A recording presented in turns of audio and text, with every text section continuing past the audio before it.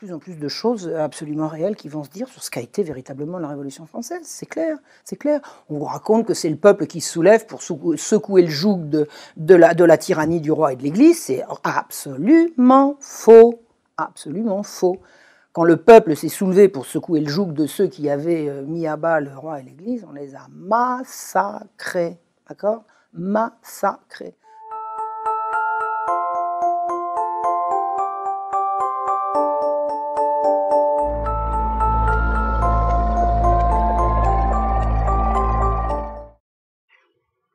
Quelle période de l'histoire avez-vous étudié en profondeur? Le XVIIIe siècle. J'ai commencé mes recherches, c'est-à-dire que les premiers documents archivistiques que j'ai eu entre les mains et avec lesquels j'ai travaillé, ce sont des documents qui ont été écrits autour de 1750 à Paris. Voilà. C'est le cœur de ma recherche, c'est le point de départ de ma recherche. Alors bon, une fois qu'on a commencé, on remonte, on redescend, je veux dire, je vais jusqu'à la Révolution française d'un côté, je remonte jusqu'à la moitié du règne de Louis XIV de l'autre, mais le début de ma recherche historique, c'est vraiment Paris 1750. Et Paris 1750, c'est incidemment, c'était pas l'objet de ma recherche, mais la sortie de l'encyclopédie et l'affaire de l'hôpital général. Enfin, c'est une période un peu nodale du virage qui va se passer dans le royaume de France. Il y a beaucoup de choses qui se jouent et qui se décident à ce moment-là. Et c'est ce que je connais vraiment bien maintenant. Quels faits ont particulièrement retenu votre attention durant cette période historique? Et ce que j'ai découvert, c'est qu'en fait, la royauté absolue, puisque c'est comme ça qu'on l'appelle, est en fait assaillie de toutes parts par des oppositions qu'on m'a vendues quand j'étais gamine, enfin dans tout l'environnement laïcard et républicain dans lequel j'ai été élevée, comme une saine opposition à des abus. Alors il y avait l'opposition des parlements, l'opposition des philosophes des Lumières, et des parlements, c'est-à-dire des juges, l'opposition janséniste, l'opposition des magistrats contre l'absolutisme royal. Et ces deux oppositions se faisaient également contre l'Église. Donc effectivement, j'ai grandi dans l'idée que le roi était absolu, donc abusif, et que l'Église était toute puissante, donc abusive, et que les combats menés par les forces d'opposition, qui étaient soit la magistrature janséniste, soit les intellectuels des Lumières, étaient des combats libérateurs et émancipateurs. Bon, alors avec le nez dedans, on efface tout et on recommence. C'est-à-dire que c'est pas ça du tout. C'est pas ça du tout. J'ai tout remis à zéro. Ça n'est plus du tout ce que je vois, je peux pas vous le résumer, mais enfin, la monarchie était assaillie par des salauds et l'Église a été accusée de crimes qui, quand elle ne les avait pas commis, étaient véritablement commis et par ceux d'en face. Donc voilà, j'ai vraiment eu... C'est pas que j'ai eu envie de remettre les choses à l'endroit. Un historien, c'est quelqu'un qui va chercher dans les textes ce qui s'est passé. Si ce qui s'est passé, c'est pas ce qu'on m'a dit, ben, je me contente de dire ce qui s'est passé, et ça heurte les gens qui voulaient croire ce qu'on avait dit avant, mais ça, j'y peux rien. J'y peux rien, chacun son problème. Le problème de l'historien, c'est de faire de l'histoire, c'est pas de faire plaisir. Et puis d'ailleurs, j'ai été la première à qui ça a déplu. Parce que quand vous croyez pendant 30 ans, 40 ans, 50 ans à des vérités premières et que vous apercevez qu'on vous a menti, c'est très, très, très désagréable comme impression. C'est très désagréable. Alors de deux choses l'une, soit on dit, bon, je veux pas le savoir, c'est des cons et on passe à autre chose, soit on se dit, il y a un chien enterré là, comme on dit, il y a quelque chose à chercher, et moi c'est mon genre, à chercher, à fouiller, et ensuite à essayer de comprendre pourquoi, quand vous amenez des vérités, c'est pas inédite, les historiens savent ce que je dis, hein, les historiens savent ce que je dis, mais les historiens, ils n'atteignent pas, pour autant que je sache, le grand public, celui qui n'est pas historien. Donc vous avez à l'université des historiens qui savent un tas de choses, et vous avez un public qui pense exactement le contraire, et il n'y a pas de pont entre les deux. Pourquoi? Peut-être parce que des gens comme moi ne sont pas rentrés dans ce système-là avant, je ne sais pas. On nous ment tout le temps. Et l'histoire est un des moyens de démonter le mensonge. C'est à ça que je me consacre. Ça n'a pas été simple, hein, à l'université, on m'a fichu des choses trappes. Hein. Ça n'a pas été simple du tout. Mais quand on veut ce qu'on veut, en général, on y arrive. Et puis j'avais suffisamment de bouteilles pour voir arriver les coups et pouvoir les parer. Prenant sur moi, hein, on m'a fait rater 1 an quand même. Hein. J'aurais dû avoir le DEA en 1 an, je l'ai eu en 2. Belle chose trappe, enfin on en reviendra. On en reparlera un autre jour si vous voulez. Donc ce que je veux dire, c'est que l'historien, il est là pour restituer ce qui s'est passé. Et ce qui s'est passé, ça dérange immanquablement tous les gens à qui on a fait croire autre chose. Donc, selon vous, quelles seraient les véritables causes de la Révolution française? C'est le libéralisme. C'est la Révolution française, c'est la prise de pouvoir sur une société organisée en ordre, dans laquelle le bien commun est une notion acceptée par tout le monde, dans lequel le roi a son rôle, la noblesse a son rôle, l'Église a son rôle, les travailleurs ont leur rôle, enfin chacun a son rôle, plus ou moins bien, enfin bon, je dis pas que tout baigne, mais c'est une espèce d'ordre établi, fondé sur le bien commun, et on le remplace par le profit. Le bien commun sera dicté par le profit, et non pas par les règles, non pas par les lois, non pas par la morale, non pas par Dieu, non pas par... Voilà. On va remplacer une société fondée sur le bien commun par une société fondée par le profit pour tous. Que le meilleur gagne. Le meilleur étant le plus fort, le plus immoral. Enfin bon, c'est pas comme ça qu'on nous l'a vendu, mais c'est comme ça que ça s'est passé. Moi, j'ai très bien vu dans les Lumières, c'est clairement le profit, la recherche individuelle du profit est un élément émancipateur, libérateur et de progrès. Voilà, c'est marqué comme ça. C'est marqué comme ça. Je l'ai trouvé, ça, je l'ai vu. Donc à partir de là, on fait quoi? Ben, on fait une société on laisse tomber, on fait tomber toutes les barrières, on prend comme liberté suprême la liberté du renard libre dans le poulailler libre, on écrase les petits, on diffame, je veux dire, c'est l'horreur. Alors qu'est-ce que c'est la Révolution française? Ben, c'est l'arrivée au pouvoir de ces gens-là. C'est tout. C'est tout, avec le peuple qui a résisté, et puis on les a trahis, enfin je veux dire, il faut l'écrire. Moi je l'écrirai pas, l'histoire de la Révolution française, il y a des tas de gens qui l'ont écrite. On vous raconte que c'est le peuple qui se soulève pour secouer le joug de la tyrannie du roi et de l'Église, c'est absolument faux, absolument faux. Quand le peuple s'est soulevé pour secouer le joug de ceux qui avaient mis à bas le roi et l'Église, on les a massacrés, d'accord? Massacrés. Le peuple n'est pas en cause dans toute cette... ce grand changement. Le peuple, il avait envoyé ses doléances dans les cahiers de doléances. Il a dit nulle part qu'on voulait supprimer les corporations. Il a dit nulle part qu'on voulait plus de droit absolu. Il a dit nulle part qu'il voulait plus de l'Église. Il a dit nulle part tout ce qu'on a fait. Et on lui a imposé. Et le peuple, il s'est soulevé. Hein, il s'est soulevé. Mais pas comme on a dit, pas contre qui on a dit. C'est tous mensonges et compagnie. Mensonges et compagnie. Et il y a des gens il y a encore des fabriques de mensonges à l'université. Hein. Il y a encore à l'université des gens qui planchent pour vous expliquer que ceci, cela, et que c'est pas vrai et tout ça. La vérité, de toute façon. J'ai expliqué ça quand j'étais en Algérie, il y a une quinzaine de jours. Petit souvenir, hein, je porte. J'ai expliqué ça.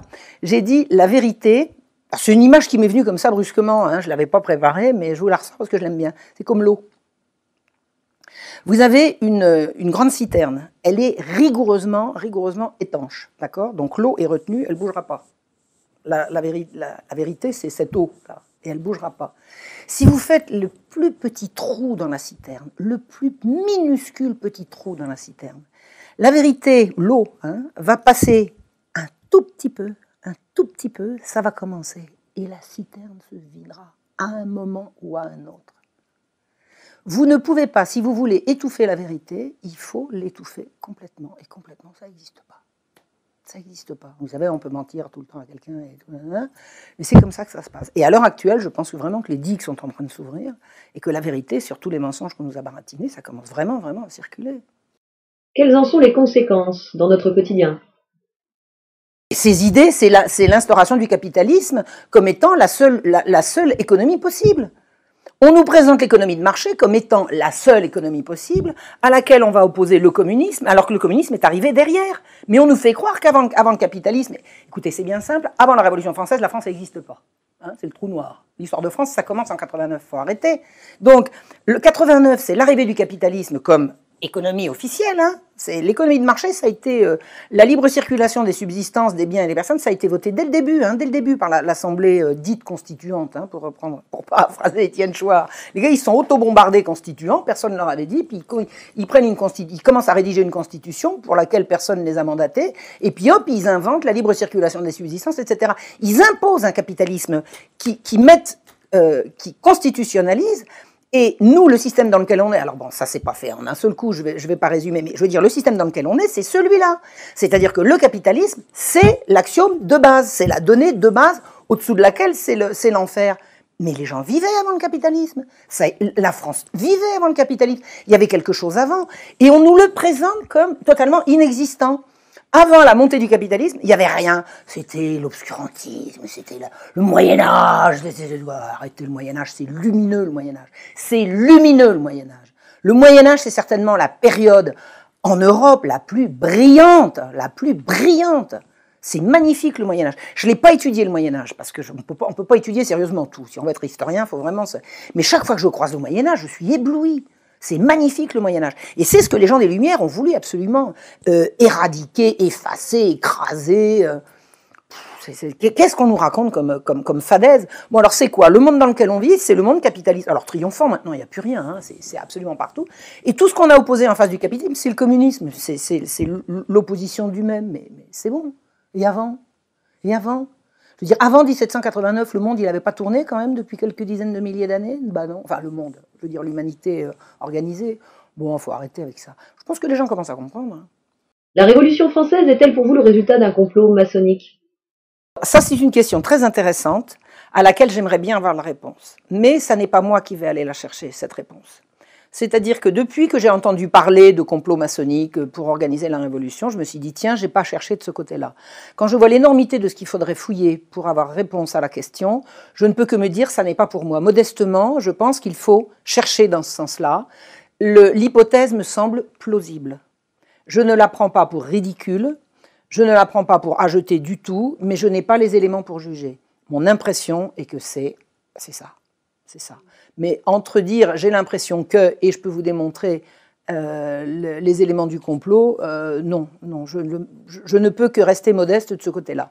Il est évident que les francs-maçons sont partout, il est évident que les francs-maçons ne veulent pas qu'on aille mettre le nez dans leurs affaires. Tiens, je vais vous raconter une anecdote à propos de franc-maçonnerie. Quand je faisais des recherches sur le Parlement de Paris, les jansénistes du Parlement de Paris, j'ai voulu savoir si ces jansénistes-là étaient francs-maçons en même temps. Bon, alors pour ça, il faut avoir accès aux archives de la franc-maçonnerie. Bon. Les archives de la franc-maçonnerie sont à la Bibliothèque nationale. La Bibliothèque nationale, elle est nationale. Elle est à vous, elle est à moi, elle est à tout le monde, la Bibliothèque nationale. Et alors j'ai un ami qui m'est très cher et qui me le rend bien, qui est franc-maçon, et qui me faisait visiter un jour le siège du Grand Orient, et on visitait la bibliothèque. Et il a dit, voilà, Marion est une amie, elle voudrait avoir accès à certains documents, est-ce que vous pourriez? Alors le gars dit, oui, mais ce qu'elle cherche, c'est à la Bibliothèque nationale. Et alors il m'a fait un petit mot, j'étais vachement contente, alors c'est bon, hein. Machin en tête du Grand Orient, que je pouvais aller à la Bibliothèque nationale. J'ai dit, je vais avoir accès aux archives, c'est vachement sympa. Quand je suis arrivé aux archives avec mon truc, j'ai montré, mais est-ce que vous pouvez nous poser vos questions par écrit? Pas de souci. Moi, j'habite pas à Paris, hein, j'avais pas resté 3 jours en attendant qu'on me sorte les cartons, dont je savais pas s'ils existaient. Moi, je pose une question, et alors la réponse est arrivée par courrier 3 semaines après. À chaque question que j'avais posée, il était répondu à côté. À côté. C'est-à-dire qu'on n'a pas répondu à mes questions. Ça s'appelle une fin de non-recevoir, ça je sais comment ça se passe. Quand une administration ou quand qui que ce soit veut vous embrouiller, vous posez une question claire, nette et précise et on vous répond à celle que vous n'avez pas posée. J'ai compris. Je n'aurai pas accès aux archives de la franc-maçonnerie, qui appartiennent pour autant que je sache à la nation française. Bon, si j'avais voulu rester et me battre, mais me battre contre qui, contre quoi? Je voulais simplement savoir si les gens dont je donnais la liste étaient francs-maçons. Par défaut, j'en conclus que oui. Je ne pourrais pas le prouver, mais l'information est passée. Il y a des archives pour lesquelles il faut montrer patte blanche. Hein? Il y a des archives qui ne sont pas tout à fait complètement à la République. Si tant est que la République, c'est bien nous. Hein. Moi, j'ai toujours dit la République, c'est nous. Hein. Moi, depuis que je suis toute petite, j'ai jamais été monarchiste. Hein. Moi, j'étais républicaine. D'ailleurs, je suis à debout la République.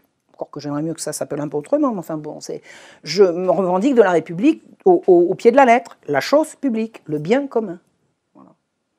Donc, je croyais qu'on était en République, ben non.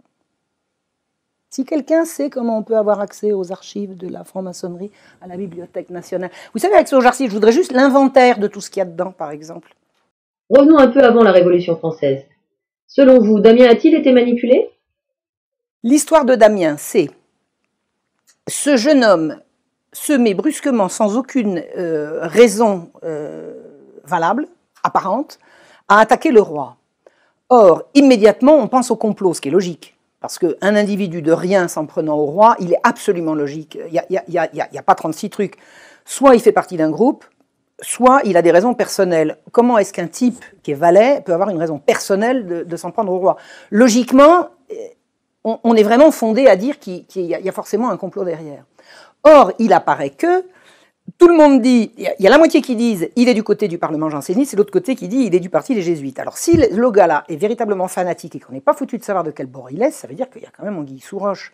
Un fanatique, c'est un fanatique de quelque chose. Or, il y a une espèce d'affolement au niveau de la magistrature au moment où Damien est arrêté, parce que comme il a été valet de magistrat, tout le monde le connaît, il connaît tout le monde, il les a vus en petite culotte, les magistrats. Il a servi dans la magistrature. Et penser que les magistrats aient pu se servir de Damien pour attaquer le roi, c'est une aberration. Il ne peut pas y avoir de complot des magistrats contre le roi. L'intérêt des magistrats, c'est certainement pas de tuer le roi qu'ils arrivent à manipuler comme une marionnette et de le remplacer par un dauphin bien encadré par les jésuites et qui va avoir plus d'autorité. Donc ça ne peut pas être les magistrats. Imaginez que les jésuites ont pu vouloir la mort du roi, enfin ça c'est complètement crétin, ça c'est l'ânerie. Bon, donc qui peut avoir voulu manipuler Damien pour faire quoi? Non. Ceux qui manipulent Damien, ce sont ceux qui vont faire en sorte de le faire passer pour fou et ne pas montrer qu'il avait des raisons personnelles de s'en prendre au roi. Et la manipulation a eu lieu quand même, parce que je pense que Damien a été rendu fou d'angoisse. Il était le valet pendant un temps. Alors évidemment, ça n'est absolument pas paru dans les pièces de procédure, tout ça, ça a été rayé. Mais les pièces de procédure, il y a celles qui ont été manuscrites, il y a les brouillons. Dans un procès, vous avez le brouillon de préparation des interrogatoires, ensuite vous avez les interrogatoires, et ensuite, vous avez la publication imprimée des interrogatoires. Vous commencez par là, vous remontez là, et ensuite, quand vous arrivez là, vous avez compris tout ce qu'on a enlevé et tout ce qui était là et qu'on a enlevé pour arriver là. Et c'est là que la vérité fait son chemin. Donc, il a été manipulé comment? Il a servi, pendant plusieurs mois, le frère de la marquise de Pompadour. Il était valet du marquis de Marigny. Et on sait maintenant, et évidemment ça ne se disait pas à l'époque, mais à force de fouiller on trouve, que le marquis de Marigny était le pourvoyeur de petites filles du sérail d'un roi pédophile. D'accord? Ça veut dire que Damien était à portée de savoir ce que la rumeur racontait, mais dont lui, il pouvait avoir éventuellement des preuves. Non pas des preuves, mais des témoignages directs. Pourquoi? Marigny, c'était un malotru, c'était un type... issu de la lie du peuple, comme aurait dit cette enflure de Voltaire, mais arrivé au sommet, c'est-à-dire un gars méprisant. Et les gens méprisants, ils parlent devant leur valet comme si c'était une potiche. Et ce qui s'est passé, c'est que pendant... Alors, une chose est sûre, la rumeur, la vox populi disait que le roi couchait avec des petites filles, c'est-à-dire que le roi avait vraiment la réputation d'être un affreux cochon. Est-ce que c'était vrai, est-ce que c'était faux? Le peuple n'avait pas les moyens de le savoir, mais la rumeur courait. Vous êtes un gars du peuple. Vous servez chez un monsieur extrêmement important qui mange avec le roi le soir. Marigny, qui était sorti de rien, il mangeait avec le roi. Il mangeait à la table du roi, dans les petits cabinets. Et le propre père de Marigny, frère de la Pompadour, donc le propre père de Marigny et de Pompadour, disait « Qui mange avec elle? Je comprends, il couche avec, mais lui, j'en reviens pas. » Et en fait, il y a des travaux très sérieux qui ont mis à jour que c'était Marigny qui fournissait les petites filles pour la couche du roi. Et là, Damien était à portée de le savoir. Quelle a été la manipulation? La manipulation a consisté, et ça apparaît vraiment dans les pièces. J'ai travaillé avec tout mon cœur pour réhabiliter ce brave garçon. C'était vraiment un type bien, Damien. Il avait ses défauts, mais c'était vraiment un homme de cœur. C'était un des nôtres, hein, nous les braves gens. Je pense que Marigny s'est rendu compte un jour qu'il parlait trop, qu'il ne faisait pas gaffe. Et il s'est arrangé avec sa maîtresse et la domestique de sa maîtresse de faire croire à Damien qu'il allait faire un mauvais coup et qu'il allait être roué vif. Donc ils lui ont fait péter un câble, quoi. Ils lui ont fait très très peur. Et Damien n'avait pas de religion. C'était un garçon qui s'était éloigné de la religion, parce que l'heure était à la remise en cause de tout ça. Enfin, il aurait été... Je vois comment sa femme et les amis de sa femme et sa fille lui disaient « Mais mon chéri, va voir un prêtre. » Et puis non, il était trop angoissé. Il croyait plus en Dieu. C'est pas qu'il croyait plus en Dieu, mais il n'avait pas la foi. Et il s'était laissé impressionner par de la sorcellerie.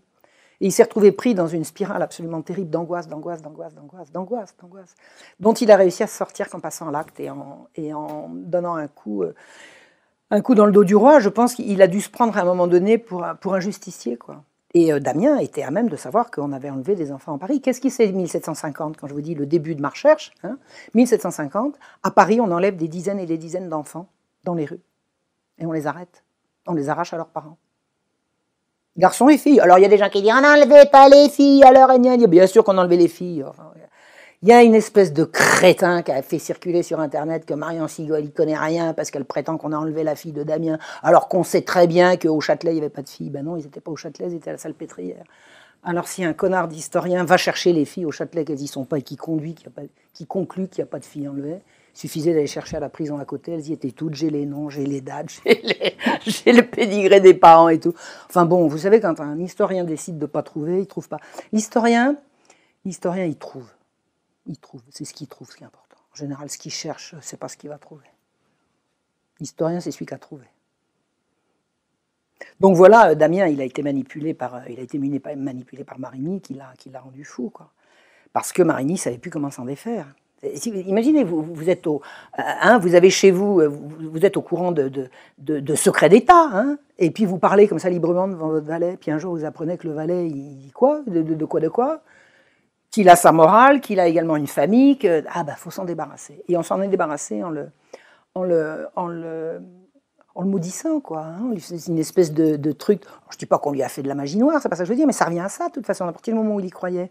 C'était lui envoyer une malédiction. Oh, le pauvre garçon, qu'est-ce qu'il a souffert. Oh là là là. Ce qu'il a souffert avant de commettre son acte, alors évidemment, ce qu'il a souffert au niveau de sa mise à mort, bon, ça dépasse l'entendement. Mais ce qu'il a pu souffrir dans les 12-13 mois qui ont précédé son passage à l'acte, c'est infernal. C'est infernal. Il était ravagé d'angoisse. Ravagé d'angoisse. Et au moment de l'attentat, tout le monde a remarqué au château de Versailles que le marquis de Marigny, il avait changé de couleur. Hein. Damien c'était un tellement bel homme. Hein, c'était un gars qui il avait comme caractéristique qu'il n'était pas seulement très beau, il était très soigné. Et il y avait des gens qui disaient qu'il est soigné au-dessus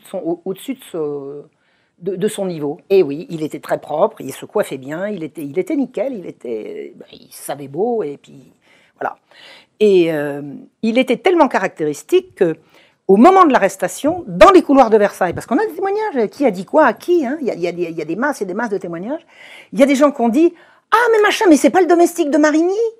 C'est-à-dire que des gens qui ne l'avaient pas vu étaient capables, dans les couloirs de Versailles, de dire « Mais c'est le domestique de Marigny qui vient d'attaquer le roi. » J'aime autant vous dire que Marigny n'était pas bien. Hein. Il n'était pas bien. Et qu'est-ce qu'il a fait pendant 2 jours? Il a dit « Il est fou, il est fou, il est fou, l'écoutez pas, il est fou. C'est un dingue, c'est un dingue. » Alors Voltaire, un fou, un misérable, un fou, eh bien il est fou, il est fou. De toute façon, dès que quelqu'un a quelque chose de grave à dire, il est fou, elle est folle, circuler, il n'y a rien à voir. Dès que quelqu'un vous traite quelqu'un de fou, allez-y, allez chercher. Hein. Allez-y. Dès que quelqu'un de public est traité par quelqu'un de fou, c'est là qu'il faut fouiller. Qu'est-ce qu'il a bien pu dire?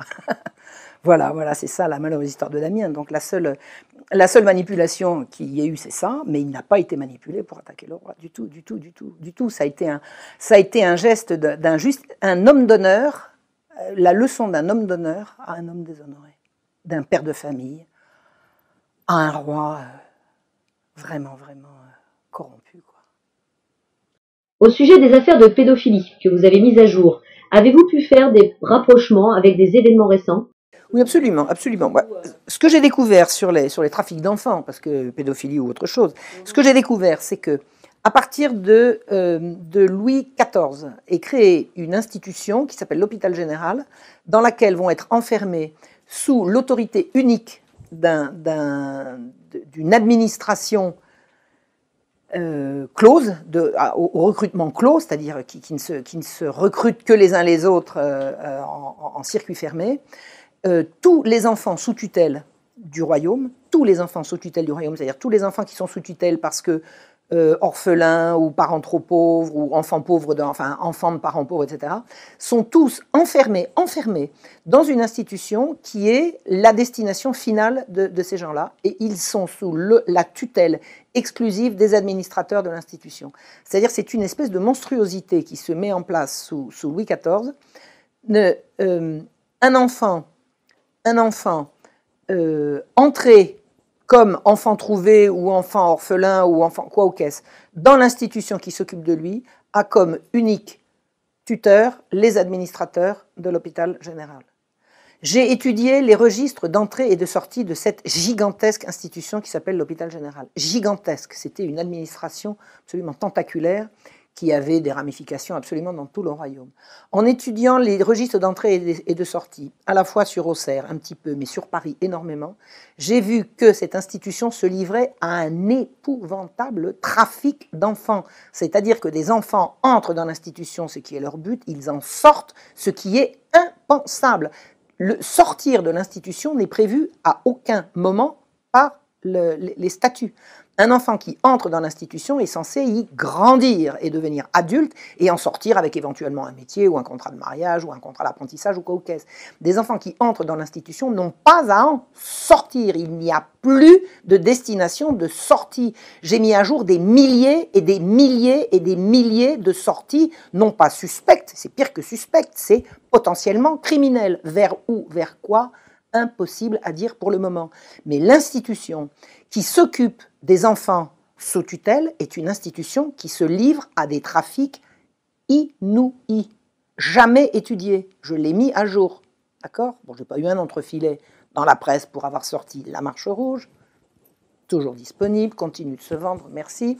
Donc, ce que j'ai mis à jour, c'est que vraiment l'institution s'occupant d'enfants sous l'Ancien Régime se livre à un trafic inimaginable. Je veux dire, je montre que des enfants entrent dans l'institution à l'âge de 5 ans. Ils ont été abandonnés au berceau, donc ils ont vécu du berceau à 5 ans dans l'institution des enfants trouvés. Ils arrivent à la Salpêtrière, 3 mois après, ils sont morts. Est-ce qu'on peut savoir de quoi? Comment a-t-on vécu jusqu'à 5 ans, survécu jusqu'à 5 ans à l'abandon, et comment meurt-on en 3 mois? Il meurt de quoi? Et le livre des décès, c'est absolument ahurissant. Vous avez dans le livre des décès de la Salpêtrière, vous avez les vieilles femmes et les enfants de 5 ans. On peut savoir de quoi ils meurent. Je veux dire, c'est monstrueux. Bon. Qu'est-ce qui s'est passé? Quand je faisais mes recherches, moi je regardais, alors je laissais filer les années, je passais 50, 51, 52, hein, puis je me suis dit, mais c'est fou quoi. Ah ben vivement la Révolution française, ben évidemment, parce que moi bêtement, j'ai cru que la Révolution française, ça allait être le peuple qui allait, bah tiens, à la Révolution française, on a renversé les anciens, on a remis les nouveaux, ça n'a jamais été dénoncé. Et qu'est-ce qui fait croire que ça a terminé? Est-ce qu'on a une idée de la raison pour laquelle on pourrait supposer que les trafics d'enfants dans les services sociaux, ça s'est arrêté? On peut savoir à quel moment ça a été dénoncé pour que ça s'arrête? Je vais vous dire, on peut remonter encore plus loin. Vous savez qui c'est qui s'occupait ici dans Lyon des enfants trouvés longtemps, longtemps, longtemps avant le siècle de Louis XIV? Il y avait les Templiers. Les Templiers, ça vous rappelle rien? Des gens qui n'obéissaient qu'à eux-mêmes, qui étaient sous l'autorité directe du pape, qui étaient banquiers riches à millions, qui étaient au-dessus de la mêlée, les élus, quoi. Vous savez, les gens, les supérieurs au commun des mortels. Riches, extrêmement riches, banquiers, tenant tout le monde sous leur coupe, sous la protection directe du pape, pour des bonnes et certainement des mauvaises raisons aussi, et qui s'occupaient des enfants. Et il ne fallait pas dénoncer. Qu'est-ce qui s'est passé? Qu'est-ce qu'on est allé raconter à Philippe le Bel quand on lui a dit qu'il faut arrêter ces gens-là? Oh non, c'est bien que Philippe le Bel, c'était un gros vilain, qu'il voulait l'argent, etc. Mais moi, je vais vous dire, j'ai une info concernant les Templiers. Il y a un jour un gars qui est allé voir le roi et qui lui a dit des choses sous du secret sur ce que faisaient les Templiers.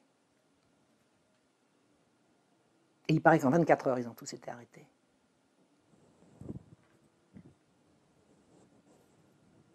À suivre. À suivre. À fouiller, disons. À fouiller. Ce que je sais, c'est qu'un roi de France ne pouvait pas dénoncer publiquement un réseau pédocriminel. Aucun homme d'État n'a jamais publiquement dénoncé de réseau pédocriminel. Ça ne peut pas venir d'en haut. Donc, on accuse d'autre chose. Je suis persuadé, je ne peux pas le prouver, mais je lance la ligne, qu'il y avait des crimes contre les enfants qui ont été mis à jour et qui ont été, dont le roi de France, Philippe le Bel, a été informé. À suivre. Pouvez-vous nous parler de vos méthodes de travail? Alors ça dépend sur quoi je travaille. Par exemple, je suis en train de faire un travail de fond, mais qui ne pourra pas être publié maintenant, parce que j'en ai encore pour très très longtemps, et je pense qu'il va y avoir des choses à publier avant, mais sur la situation de la population à la veille de la Révolution française. Donc, pour pouvoir trouver la façon dont vivaient les gens, il faut avoir accès à des éléments de leur vie quotidienne. Ça, ces éléments-là, on va les trouver dans un procès, par exemple. Parce que quand un procès a lieu, pour telle ou telle raison, on a droit à tous les détails concernant les personnes inculpées, les témoins. Dans un procès, il y a tout. Dans un procès, on voit surgir la vie. Alors, c'est la vie des gens au moment où il enlève des emmerdements. Mais quand même, à partir d'un procès, on a une vision très très précise de la façon dont vivaient les gens. Et j'ai étudié plusieurs procès, je suis en cours d'étude de plusieurs procès. Comment est-ce qu'on connaît l'existence de ces procès? En matière d'histoire, il faut d'abord faire confiance à des historiens qui sont passés avant, qui ont parlé de tel ou tel sujet. Ces historiens, s'ils ont fait un travail sérieux, ce qui est le cas des historiens en général, ils citent leurs sources. On remonte à la source. Une source, ça peut être un autre livre, donc on prend l'autre livre en référence, et dans ce livre, on va trouver la source, par exemple, tel procès à tel endroit. Donc là, à ce moment-là, je vais aux archives, je sors le procès et je commence à étudier dessus. C'est ce que j'ai fait pour les enlèvements d'enfants, c'est ce que j'ai fait pour différentes émeutes de la gare des Farines, et également sur une émeute très importante qui a cours pendant la Révolution, et c'est les choses sur lesquelles j'ai un travail en cours. Donc, dans quelle mesure est-ce qu'on peut faire confiance aux sources? La source qui se trouve dans les archives, pas lui faire confiance, c'est pas comprendre ce qu'on fait. Ce qu'il y a, tous les témoignages d'un procès, toutes les dépositions, c'est ça, c'est avec ça qu'on fait de l'histoire. Maintenant, faire confiance aux historiens, non. Il n'y a pas de raison, a priori, de faire confiance aux historiens, mais il faut savoir, il faut faire confiance au fait que ce n'est pas une question de confiance. Un historien, il a donné un certain travail, et son travail consiste à donner une information et à la sourcer. C'est à partir de ce travail-là qu'on fait. Un historien ne peut pas travailler sans les autres historiens. Un travail d'historien, c'est un travail collectif. Le travail que je fais aujourd'hui, je le fais avec tous les historiens qui m'ont précédé. Mais un travail d'historien ne peut pas consister à compiler ce qu'ont fait les autres et en faire une synthèse. C'est pas ça. Il faut avoir lu tout ce qu'ont écrit les autres sur un certain sujet et après rajouter sa patte personnelle, aller chercher là où les autres n'ont pas cherché. Par exemple, quand je me suis intéressée aux archives de l'assistance publique pour aller chercher ce que devenaient les enfants enlevés en 1750, j'ai commencé par lire tout ce qui avait été écrit par les historiens qui m'avaient précédé. Absolument tout. J'ai fait une lecture exhaustive de tout ce que j'avais trouvé aux archives de la PHP. Et là-dedans, il n'y avait pas, personne n'avait fait le travail de la destination de tous les enfants qui entraient dans l'institution. Il y avait eu différents travaux qui avaient été faits sur l'origine des enfants entrant dans l'institution, mais le travail exhaustif d'extraire ce qu'ils devenaient sur une période donnée à partir de leur entrée dans l'hôpital général, ça n'avait pas été fait. Et c'est là-dessus que cette vérité-là m'est apparue. Et moi, ce que j'aimerais, c'est que maintenant, d'autres historiens, à partir de ce que j'ai fait, aillent chercher plus loin et aillent chercher encore, et que comme ça, la vérité va apparaître. Un travail d'historien, c'est forcément collectif. Je me suis amusée là récemment avec, amusée parce qu'on a passé un très agréable week-end avec des jeunes d'égalité et réconciliation Bourgogne. On a passé un week-end à éplucher sur tous les livres destinés à la jeunesse qu'ils ont trouvés dans la bibliothèque municipale dans leur région, c'est-à-dire à Dijon et autour.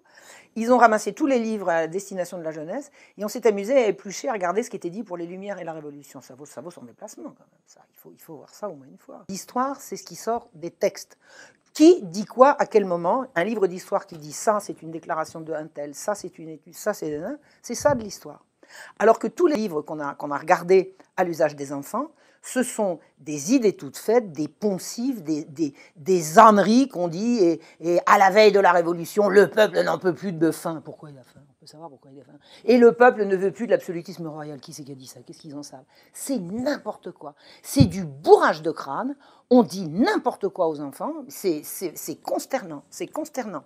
Et alors quand vous prenez tous ces trucs-là et que vous passez à côté avec des déclarations de celui-ci, des déclarations de cela, on est en droit de se dire qu'il y a une édition à l'usage des enfants qui consiste à leur mentir.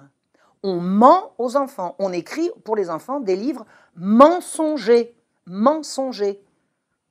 Voilà. Il fallait que cela soit dit. Quel est votre avis sur la situation israélo-palestinienne? Je pense que je ne peux pas dire qu'Israël a mangé son pain blanc parce que je ne suis pas sûre que les Israéliens aient beaucoup mangé de pain blanc. Je ne vois pas la fin de la souffrance des Palestiniens pour bientôt, mais je pense qu'ils ont, au niveau des cœurs, ils ont gagné, les Palestiniens. Je pense que les gens ont compris qui ils étaient. Moi, j'ai vraiment vécu dans ma jeunesse l'idée que les Arabes avaient tort et que les Juifs avaient raison. Je pense que maintenant, c'est terminé, ça. Je pense que le public, largement le public libre de sa pensée, hein, je ne parle pas des abrutis qui redébitent le prêt-à-penser, mais d'une façon globale, je pense que les Palestiniens ont gagné la partie et que les Israéliens l'ont perdu de ce point de vue-là. Sur le terrain, c'est encore les Israéliens qui tiennent la dragée haute. Je me fais un peu de soucis pour le peuple israélien, parmi lesquels il y a beaucoup de gens que j'aime. Ça fait longtemps que je ne les ai pas vus et je ne pense pas que je les reverrai, parce que maintenant les choses se relâchent, mais je sais qu'il y a des gens bien là-bas et je ne suis pas très optimiste pour ce qui va leur arriver. Alors comme je disais récemment, d'abord ils se sont construits un mur au milieu de leur territoire, derrière lequel un jour ou l'autre, d'une façon ou d'une autre, il va falloir qu'ils veuillent passer et le passage sera fermé. Quand on construit 350 km de mur sur 8 mètres de haut, avec de temps en temps un passage par une route, quand les foules voudront passer de l'autre côté, les foules, elles s'écraseront dessus. Et je pense que c'est ça qui va se passer pour les Israéliens. C'est pas ce que je leur souhaite, mais de toute façon, c'est ça qui se dessine. Je pense que dans le projet sioniste, il n'y a pas la place pour un peuple juif épanoui et heureux. Je pense que les juifs sont au service du sionisme et pas l'inverse. J'ai mis longtemps à le comprendre, mais quand je l'ai compris, c'est devenu aveuglant et je ne reviendrai pas là-dessus. Les Juifs ont été utilisés à réaliser le projet sioniste et le sioniste n'a pas été là pour venir en aide aux Juifs, clairement. Bon, je sais que je mérite la mort, anti-machin, anti-truc. Les gens qui savent que je suis savent ce que je pense et ils savent que ce n'est pas la haine qui m'anime. Ceux qui voudront y voir la haine seront priés de regarder la leur. Voilà. On vous reproche votre rapprochement avec Alain Soral. Des commentaires? J'ai des gens qui sont venus ici un jour et qui m'ont dit « Mais enfin Marion, comment est-ce que quelqu'un comme toi, tu peux être avec ce nazi ?» Ben, si c'était ça les nazis, méfiez-vous quand même, parce que la comparaison, il faut qu'elle faille des deux côtés. C'était ça les nazis? Méfiez-vous quand même de ce que vous dites. Alain est un garçon courageux, un homme de cœur, d'engagement. C'est quelqu'un de très très bien. Alain Soral est quelqu'un de très bien. C'est pas uniquement parce qu'il est le premier à m'avoir tendu la perche. C'est aussi parce que je vois ce qu'il est. Alors si c'était ça les nazis, vachement ça. Ah non, on peut dire les choses pareilles. Concluez vous-même. Vos recherches révèlent des informations sans précédent sur cette période. Non, non, non, non, non. Non, non, non, non, il y a tous les précédents. Moi, j'ai fait des études trop isolées. J'ai fait mes études à partir d'ici. Donc, j'allais à la fac une seule journée par semaine, donc 9/10 dans les bibliothèques et les dépôts d'archives, et puis le soir à la fac, 1h30 avec le prof. Donc, j'ai vraiment fait... Je ne suis rattachée à aucune école. Vous savez, ne me posez pas trop de questions sur les différentes écoles. À la limite, je vais vous dire, je ne les connais pas. Donc, c'est pas... Non. Moi, je fais de l'histoire à partir des textes. Et j'ai lu quand même, je lis quand même ce qu'écrivent les historiens sur tel ou tel. Bon. Mais pour ce qui est de dénoncer Voltaire, par exemple, mais Voltaire est dénoncé depuis qu'il existe. Depuis que Voltaire écrit, il s'est trouvé des gens pour dire que c'était un affreux. Depuis toujours. Depuis toujours. Il y a toujours eu des gens pour le dire, pour l'écrire. Ça n'est pas repris médiatiquement. Mais dans les textes, on le sait. Bon. J'ai lu récemment, je vais vous donner c'est une question de médias, c'est pas une question d'édition. Vous voyez ce que je veux dire? On trouve tout sur Voltaire, mais il faut chercher pour tout. Alors d'abord, première chose, Voltaire, dans le texte, c'est hors de prix. Si vous voulez trouver du Voltaire non expurgé, parce que toujours Voltaire a été expurgé, d'emblée, même Condorcet, dès qu'il a commencé à vouloir éditer du Voltaire, il a viré tout ce qui était inadmissible, bon, pas publiable, bon, ça n'a pas arrêté. Vous avez l'édition la plus complète vraiment de Voltaire, c'est l'édition dont parle Henri Guillemin de M. Besterman, qui était un Anglais, qui était fou de Voltaire, alors c'est extraordinaire. On doit à un amoureux de Voltaire la dénonciation la plus féroce de ce qu'a été Voltaire, c'est-à-dire la publication de ce qu'il a écrit sans censure. Alors que ce monsieur Besterman ait fait ce travail remarquable de publication in extenso de tout Voltaire sans la moindre censure par admiration, alors quand on voit ce qui sort, quand c'est pas censuré, ça me laisse sans voix. Oh, bon, c'est comme ça. L'intégrale de Voltaire, il y en a 32 volumes à 50 € le volume. Vous trouvez ça où, vous? En bibliothèque, eh bien, c'est ce que j'ai fait. Moi, je suis allée chercher un volume, vous les sortez un à un, vous avez 1300 pages, d'accord? Et il y en a 32 autres à lire, qui c'est qui va lire ça? Qui c'est qui va lire ça? Voltaire est inaccessible, Voltaire est hors de prix.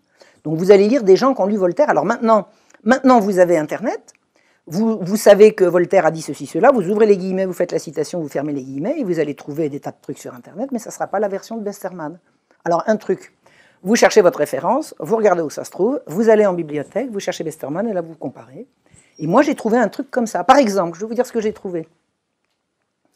À propos de l'affaire Calas, Voltaire a écrit une lettre qui dit « Si Madame Calas est coupable, qu'on la punisse. Si elle est innocente, aidez-la pour l'amour de Dieu. » Un truc comme ça, je résume. Donc, si Madame Calas, malgré tout ce qu'on en a dit, est coupable, qu'on la punisse, et aidez-la pour l'amour de Dieu. Ça, c'est dans la version disponible au grand public. D'accord ? Et dans Besterman, il y a marqué « Si Madame Calas est coupable, qu'on la brûle. » Et comment on trouve ça ? Alors, il y a des auteurs, alors moi je reviens, il y a 2 auteurs extraordinaires. Il y en a un, il s'appelle Michel Cuny. Ça fait des années qu'il se bat tout seul avec sa femme pour faire paraître des trucs comme ça. Alors évidemment, les grands médias ne le relaient jamais, etc. Il travaille d'arrache-pied, il a fait un travail fabuleux. L'or au prix du sang. L'or au prix du sang, Michel Cuny et Françoise Petit-Demange, c'est un travail extraordinaire. C'est-à-dire que c'est un travail de compilation qui a dû lui demander un travail colossal, dans lesquels 90% du texte, c'est du Voltaire, les 10% restants sont ce que Michel Cuny et Françoise Petit-Demange s'autorisent à commenter pour nous. C'est de la dynamite, Achetez ce bouquin, il circule. Et Michel Cuny fait des vidéos également. Je vais tout de suite aller au vif du sujet en prenant un extrait d'une lettre que Voltaire adresse à un personnage dont il ne faut pas retenir le nom, la marquise de Bernières. Et ce qui est important à dire, c'est qu'à ce moment, il a 28 ans. Il lui écrit ceci. « Pour moi, madame, qui ne sait point de compagnie plus aimable que la vôtre, et qui la préfère même à celle des Indes, quoique j'y ai une bonne partie de mon bien, je vous assure que je songe bien plutôt au plaisir d'aller vivre avec vous. » Eh bien, à cette époque précisément, alors qu'il n'a que 28 ans, il est propriétaire de 3 actions de la Compagnie des Indes. 3 actions, on peut les évaluer. 3000 livres par rapport à nos 200 livres pour une année de travail, ça fait déjà quelque chose. Mais surtout, ça nous permet de voir que dès ce moment, Voltaire est intéressé finalement très directement par la traite des Noirs. Alors, je ne le suis pas sur tous ces trucs, parce que moi, je suis 18e siècle, et il fait d'autres choses aussi, notamment sur la dernière guerre et tout. Je ne peux pas le suivre là-dessus, il faut se spécialiser, sinon après, on ne fait plus rien de propre. Et il y a également un monsieur qui s'appelle Xavier Martin. Xavier Martin, qui est un universitaire, hein, c'est un professeur à l'université d'Angers, je crois, qui a écrit un bouquin, mais explosif, Voltaire méconnu, explosif. Mais qui lit ce bouquin ? Qui lit ce bouquin ? Alors ça faisait des mois qu'on me disait « Marion, il faut que tu lises Xavier Martin ». Alors comme j'ai beaucoup de trucs à lire, je repoussais, j'ai dit « Ça y est, je vais m'acheter Xavier Martin ». Bon, en même temps, je passe ma commande à la FNAC, Xavier Martin, Voltaire méconnu, disponible en stock, voilà, et votre truc sera débité au moment de partir, puis je surveille au bout de 3 semaines, je dis « Bon, c'est bon là, la FNAC, 3 semaines pour… hein ». Donc je rebipe, livre disponible. Ah, ben j'ai dit, si le livre disponible, ça va arriver. Alors, j'envoie un petit message, comme me dit donc, la FNAC, là. Oui, tout à fait, oui, 3 semaines de délai. Je lui dis, attendez, 3 semaines encore? Oui, alors 6 semaines de délai? Je dis, il est disponible ou pas? Oui, il est disponible. Je lui dis, hop, j'appelle l'éditeur, je dis, vous avez le livre de Xavier Martin? Oui. 48 heures après, je l'ai. Alors, ça veut dire quoi, ça, exactement? Non, mais j'aimerais bien comprendre. En passant par la FNAC, c'est 2 fois 3 semaines sans être sûr de l'avoir, et en passant directement par l'éditeur, c'est 48 heures. Qu'est-ce qui se passe là? Comment on fait là pour avoir accès au livre? Maintenant, il faut passer par des réseaux. C'est complètement dingue. Non, je vais dire, vous voulez acheter un bouquin, passez directement par l'éditeur. Passez par l'éditeur, laissez tomber les libraires. Enfin, les libraires en ligne, hein, les libraires du coin, alors là, respect. Hein. Moi, je vais d'abord voir le libraire du coin. S'il l'a pas, mais franchement, c'est dégueulasse. Alors je dis, Xavier Martin, il a fait un travail absolument colossal. Avec vous, Xavier Martin, et avec cette époque, la Révolution française, je veux vous citer une phrase d'un historien qu'on a reçu ici sur le plateau, il s'agit de Jean de Vigry. Il y a dans cette volonté destructrice, plus qu'une volonté froide, on y trouve comme une haine satanique.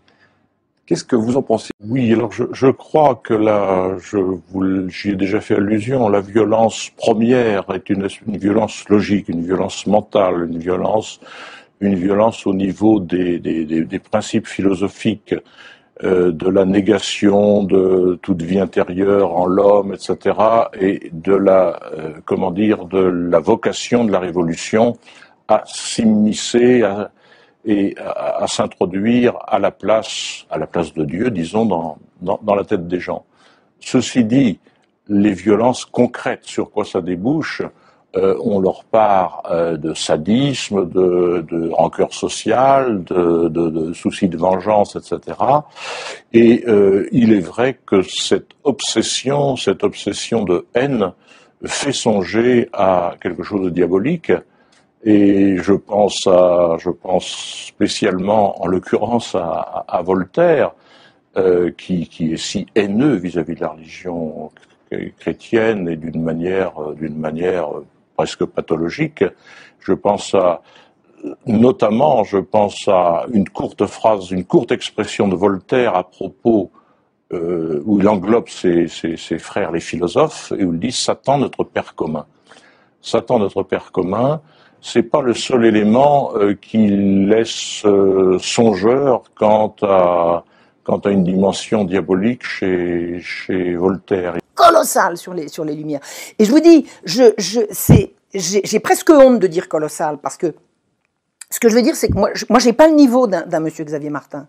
Hein. Je veux pas avoir l'air de lui distribuer des bons points comme... Je suis plus modeste que ça. Je dis colossal parce que je m'incline, je suis ébobie, quoi. Respect, c'est fabuleux, fabuleux. Et on est obligé de passer par l'éditeur directement parce qu'à la FNAC, c'est 3 semaines de délai, plus 3 semaines, plus 3 semaines. Ça va bien. Alors j'ai regardé une fiche Wikipédia sur un travail qu'a fait Xavier Martin sur la Révolution française. Oui, mais c'est du machin, c'est du cateau, c'est du truc, ça va, j'ai compris. Quand on commence à attaquer l'étiquette du gars, au lieu de s'en prendre à son travail, j'ai compris. Il faut arrêter maintenant. Le travail d'un historien, c'est ce qu'il produit.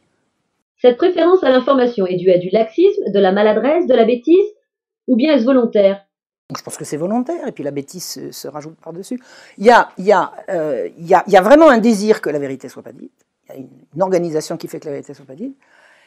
C'était quoi le deuxième truc? Le laxisme, c'est la lâcheté. C'est la lâcheté. C'est la lâcheté. Il y a des gens qui disent « Ah bah oui, malin. » Bah oui. Non, je pense qu'il y a vraiment un désir que les gens ne sachent pas. Il y a un désir que les gens ne sachent pas. Et je pense que la lâcheté dans certains milieux, c'est la bassesse, c'est ce qu'il y a de mieux partagé, quoi. On nous embrouille, on nous ment. Toute l'organisation politique, qui est la nôtre, qu'on nous présente comme démocratique, est fondée sur des mensonges. Il est bien évident que dès que suffisamment de gens vont avoir conscience de l'imposture, ils vont cesser de se laisser faire et le nouvel ordre mondial va passer aux oubliettes de l'histoire. Qu'est-ce qu'on nous vend? On nous vend que c'est comme ça et c'est pas autrement et que ça peut pas être différent. Ah bah si. Ah bah si, justement. Je pense que rendre les gens ignorants, esclaves et dépendants, il y a des gens que ça intéresse, il y a des gens dont c'est le but. Et moi, je fais partie, comme vous, comme les gens qui nous regardent et que je salue, de ceux qui veulent que ça cesse. L'humanité est là pour être heureuse, pas pour lécher les bottes d'une petite élite autoproclamée de salopards pervers polymorphes et tout ce qu'on veut, qui ont décidé qu'ils étaient supérieurs à moi. Personne n'est supérieur à moi. Je suis supérieur à personne et personne n'est supérieur à moi. Quel parallèle faites-vous entre les mensonges que vous avez découverts et ceux que l'on pourrait éventuellement entendre aujourd'hui dans les médias? C'est les mêmes. C'est les mêmes. C'est les mêmes. Dans Mes braves gens, on s'occupe de vous. Moi, le mensonge le plus, celui qui m'agace le plus en ce moment, parce que je suis dessus, c'est tout ce qui a trait à l'Église catholique. Ah, ça, c'est absolument invraisemblable. Moi, j'ai grandi dans la religion catholique, donc quand j'étais jeune, j'étais tout à fait catholique militante, et puis j'ai appris, voilà, j'ai appris. J'étais bête, je pensais que l'Église c'était quelque chose de bien, j'ai appris que non, la pédophilie c'est venu après, mais que l'Église c'était l'Inquisition, que l'Église elle brûlait les gens, que l'Église elle voulait empêcher les gens de s'épanouir, que le but de l'Église c'était la domination, etc. Puis j'y ai cru, c'était bien rentré comme ça, j'y ai cru. Alors je faisais partie de ces cathos pendant un temps qui disaient « Moi je suis catholique parce que je crois au message évangélique, parce que c'est quand même un peu la base, hein. C'est quand même un petit peu, un rien, bon c'est quand même le message de Jésus, mais je suis contre l'Église. » Il y a plein de cathos en France qui sont comme ça. Ils sont catholiques mais quand même contre l'Église. Pourquoi ils disent ça? Ils disent ça parce qu'on leur a tellement fait rentrer dans la tête que l'Église a commis tous ces crimes dont on leur fait la liste, qu'ils se disent « Ben oui, mais donc on n'est pas d'accord avec ça. » Mais mensonge, bon Dieu de bois, mensonge. Il faut reprendre un à un tous les crimes qu'on impute à l'Église, mais un à un et voir qui, quoi, quand. C'est ahurissant, quoi. C'est ahurissant. La domination de l'Église sur les âmes à l'époque de l'Ancien Régime, ça me fait rigoler. Je demande un exemple. L'Église, paraît-il, a censuré Diderot. Ah bon, c'était l'Église qui dirigeait le ministère de la librairie. Ah bon? Comment est-ce que l'Église a pu censurer Diderot? Ah oui, l'Église a donné son avis en disant qu'elle condamnait alors elle n'a pas le droit. Quand l'Église donne un avis sur une publication, on appelle ça censurer. Mais quand l'encyclopédie dit ce qu'elle pense de l'Église, c'est quoi ça? Mensonge, mensonge, mensonge. Il est temps que les cathos se réveillent, là. Il est temps que les cathos se réveillent. Quand les catholiques sincères, je dis pas les catholiques organisés comme... Les gens qui se sentent comme moi, imprégnés de tout ce catholicisme qui a fait notre pays, quand ils vont se réveiller, on va remettre les pendules à l'heure, on va arrêter de mentir comme ça. Hein. Et il est temps que les catholiques se réveillent. On n'a pas séparé l'Église et l'État. À la Révolution française, on a soumis l'Église à l'État. Avant la Révolution, l'Église était autonome. Par le biais de la dîme qu'elle percevait et dont elle restituait les bénéfices en termes de tous les services qu'elle rendait à la population, elle était indépendante de l'État. À la Révolution française, on a fait la constitution civile du clergé. On a soumis l'Église à l'État. Donc on n'a pas séparé les pouvoirs, on a lié les pouvoirs à la Révolution. On a fait l'inverse. Comme il y a eu la guerre civile, ben oui, la guerre de Vendée, tout ça, il y avait des soulèvements partout. Napoléon a dit, bon, on va arrêter le truc, on va faire un concordat. Un concordat. C'est-à-dire qu'il est allé chercher le pape, il lui a mis le fusil sur la tempe en disant, vous allez signer là. On ne vous rendra pas tout ce qu'on vous a volé, mais en échange, on vous laisse l'éducation. Et pour le reste, toute l'Église est soumise à l'État. Toute l'Église est soumise à l'État. Le choix des prélats, la rémunération des prêtres, c'est l'État qui s'en charge. C'était pas comme ça avant. Donc, avant la Révolution française, il y a séparation de l'Église et de l'État, et après la Révolution française, il y a soumission de l'Église à l'État. Et en 1905, on arrive et dit on va venir à bout de siècles et de siècles de domination de l'Église. Mais de rien du tout. D'un siècle de concordat obtenu par la violence. Eh ben voilà, faut le dire. Faut le dire. Debout les cathos, là, arrêtez de vous laisser embrouiller. Et je vous dis pas d'aller à la messe, ça n'a rien à voir. Chacun croit comme il veut.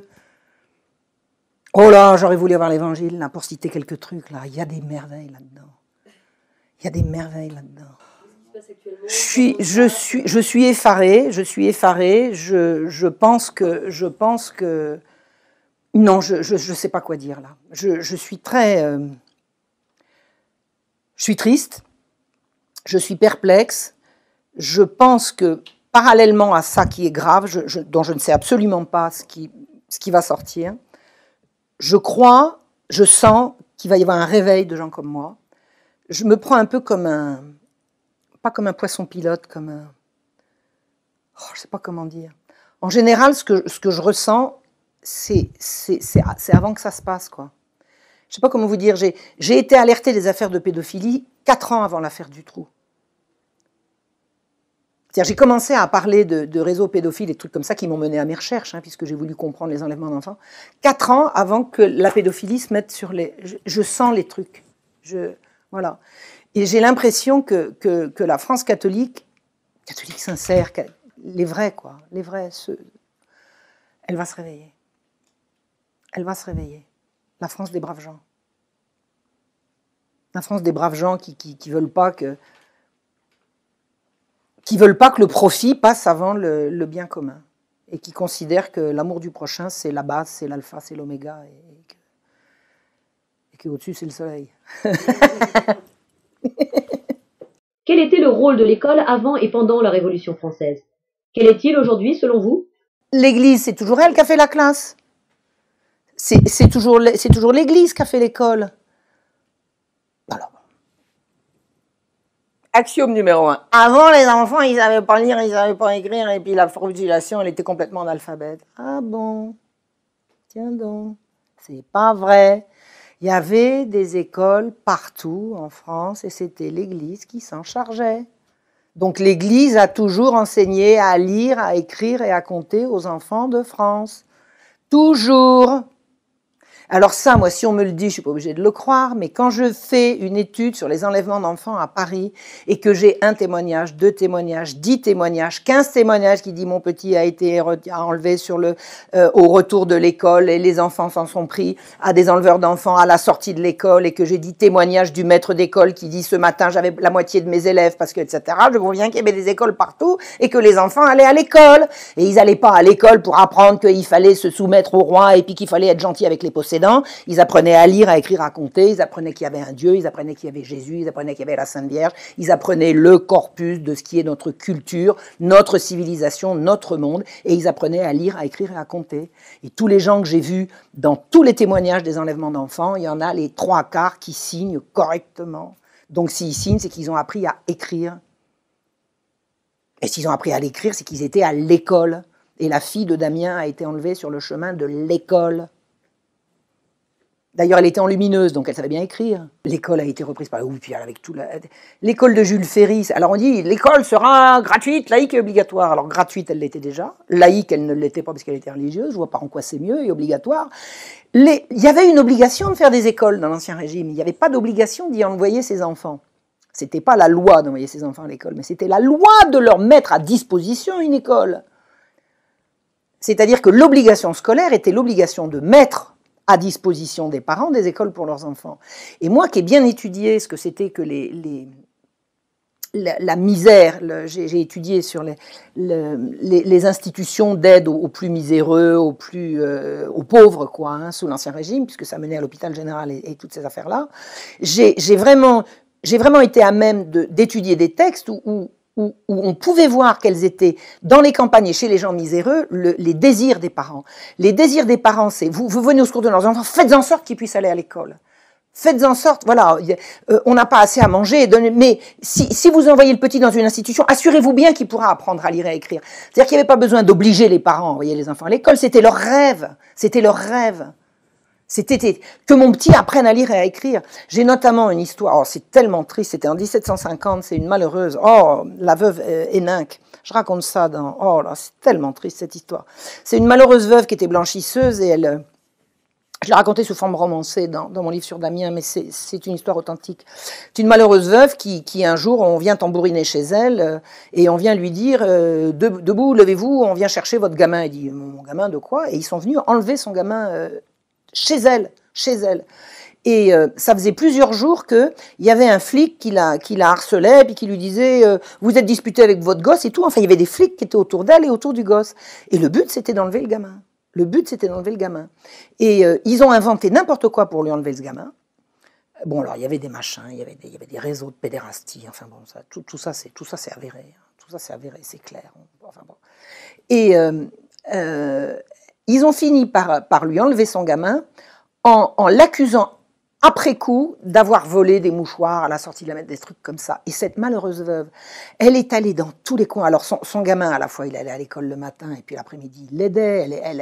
Elle était blanchisseuse, alors il lui portait le linge. Enfin, il aidait maman, quoi. Et elle a fini par savoir qu'il l'avait mis à Bicêtre et puis je sais pas où. Moi, je l'ai retrouvé, son gamin. Oh, c'est infernal. Je l'ai retrouvé, son gamin, il a été mis à Bicêtre. Elle était obligée d'aller de Paris à Bicêtre, il y en avait pour 6-7 kilomètres. Mais rendez-moi mon gosse, mais qu'est-ce qu'il a fait et tout. Elle était seule. Oh, c'est infernal. Et j'ai retrouvé le témoignage où elle disait, mais surtout qu'il aille bien à l'école, hein, surtout. Et elle payait à Bicêtre des salopards, elle payait pour qu'il lui assure des cours, pour qu'il puisse lui, alors que c'était, bien évidemment, c'était inclus dans les budgets de Bicêtre d'apprendre à lire, à écrire, à compter aux enfants. Donc il lui fait, oh là là là là, il lui prenait de l'argent pour. Et son obsession, c'était que mon petit, quand il sortira, au moins qu'il n'ait pas perdu son temps et qu'il ait appris qu'il était à l'école. Bon, faut arrêter maintenant avec ces histoires d'école, d'accord? Faut arrêter avec cette histoire d'école. Nos aïeux, ils savaient lire, écrire et compter. La littérature n'a pas commencé en 1789, que je sache. Et les gens voulaient que leurs enfants aillent à l'école. Il n'y a pas eu besoin de rendre l'école obligatoire. Par contre, c'est vrai que de la rendre obligatoire laïque, ça c'est clair. Pour faire passer le machin républicain et que la vie a commencé en 1789. C'est bientôt fini, ça. Hein. Il n'y en a plus pour long. Hein. Il n'y en a plus pour long. Le mythe de 89, là, à mon avis, encore quelques années, il va plus rien rester. Mais c'est pas, il va plus rien rester. Je suis pas pour qu'on remplace un mythe par un autre. Là, faut aller aux sources.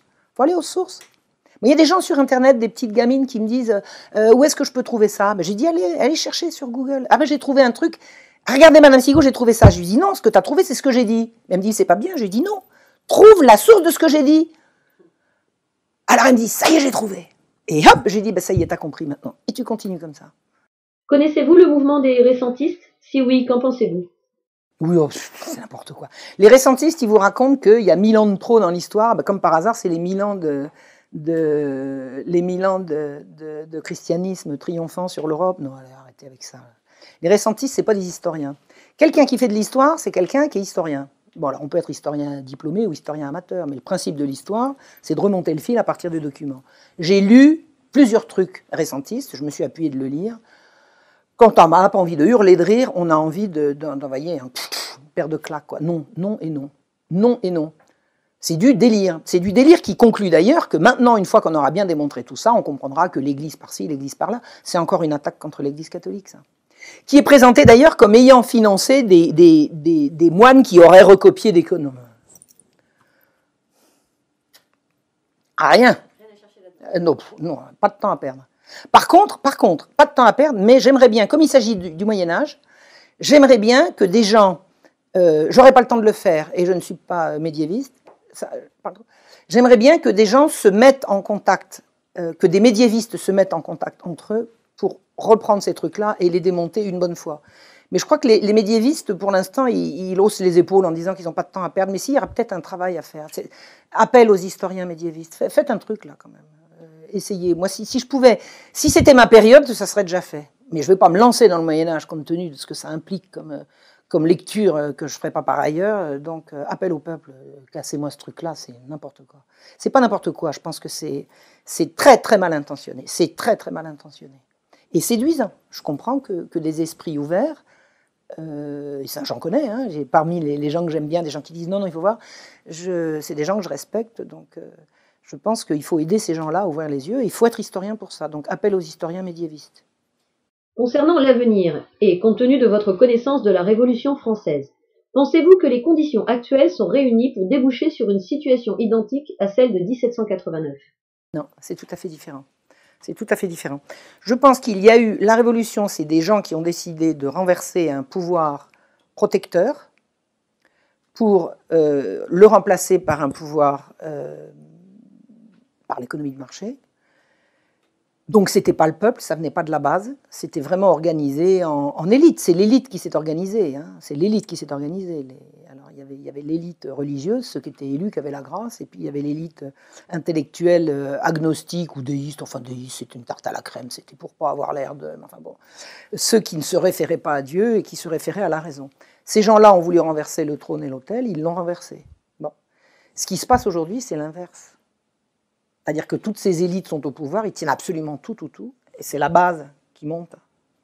C'est la base qui monte, c'est le peuple. Ça ressemble à rien de ce que j'ai connu, de ce que j'ai étudié.